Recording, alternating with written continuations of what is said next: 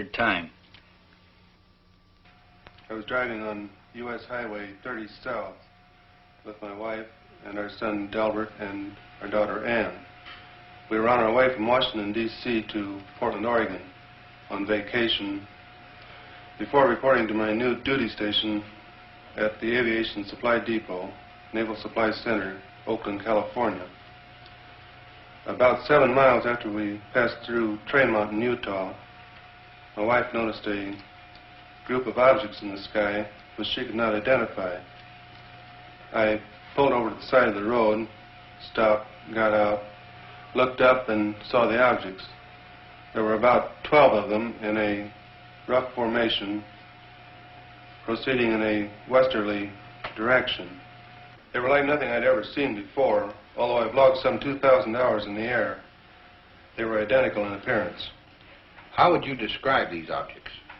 Like two saucers, one inverted over the other. I had no means of judging the altitude. It appeared to me to be about the size of B-29s at 10,000 feet.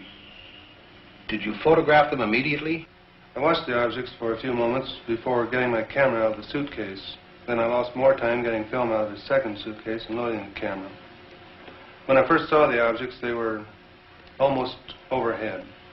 By the time I had the camera ready to go, they had moved to a considerably greater distance. What kind of a camera did you use? A 16mm Bell & Howell Film Auto Loadmaster with the 3-lens turret.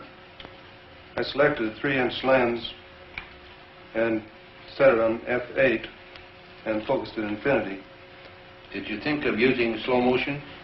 No, the camera was set on 16 frames per second, and in the excitement of the moment, I didn't think to shoot at a greater rate, although that would have improved the coverage. I centered the viewfinder on the objects and made the first shot. Then I decided that if the sky were darker, the objects would show better. So I stopped the lens down to f16 and continued photographing. This proved to be a mistake, as the quality of the film would have been better had I left it at f8. Did these objects remain together in a group at all times? No. Toward the end, one object reversed its course and proceeded away from the rest of the group. I held the camera still and allowed this single object to pass through the field of view, picking it up again later in its course. Did this single object return to the rest of the group?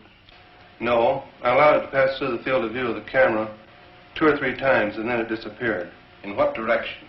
Over the eastern horizon. What did you do then? I turned, swinging the camera just in time to see the rest of the group disappear over the western horizon.